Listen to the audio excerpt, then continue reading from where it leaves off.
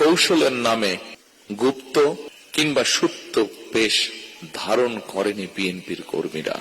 ষড়যন্ত্র কিংবা অপপ্রচার চালিয়ে কেউ এই দলকে দমন করে রাখতে পারবে না ইনশাআল্লাহ। ফ্যাসিবাদী শাসন আমলে আমাদের হাজার হাজার নেতাকর্মীকে অত্যাচার, নির্যাতন, হত্যা করা হয়েছে। হাজারেরও মতন নেতাকর্মীকে হতে হয়েছে গুমের শিকার, যার কিছু অংশের পরিবার আজকে এখানে হাজির আছেন।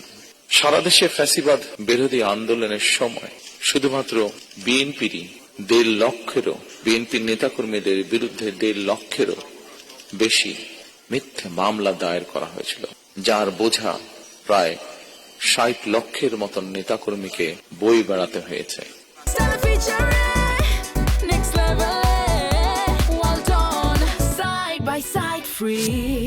দেড় শতকেরও বেশি সময় ধরে ফ্যাসিবাদ বিরোধী আন্দোলনের তীব্রতা কখনো কখনো হয়তো কিছুটা স্তিমিত হয়েছে, কিংবা আন্দোলন কখনো তুঙ্গে উঠেছে, এবং এই আন্দোলন করতে গিয়ে বছরের পর বছর ধরে অসংখ্য গুম, খুন, অপহরণ, মিথ্যা মামলার হয়রানি, নির্যাতনের পরও বিএনপির একজন নেতাকর্মীও কিন্তু রাজপথ ছাড়েনি। একই পরিবারের এক ভাই গুম হয়েছে, আরেক ভাই গিয়ে তার জায়গায় পরের দিন রাজপথে আন্দোলনকে আরো তীব্রতর করার প্রতিজ্ঞার শপথ নিয়ে দাঁড়িয়ে গিয়েছে। কৌশলের নামে গুপ্ত কিংবা সুপ্ত বেশ ধারণ করেনি বিএনপির কর্মীরা।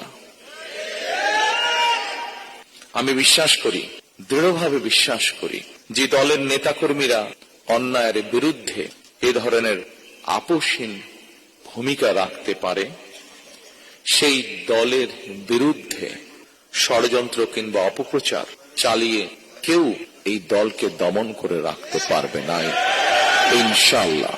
ফ্যাসিবাদী আমলের নির্যাতনের শিকার আমার সামনে বসা হাজারো প্রিয় মুখ, আপনাদের আত্মত্যাগ, আপনাদের বুক ভরা কষ্ট, আমরা যারা আজ পেছনে রয়ে গিয়েছি, আমরা আমাদের সর্বশক্তি দিয়ে চেষ্টা করব যাতে এটি বৃথা না যায় ইনশাআল্লাহ।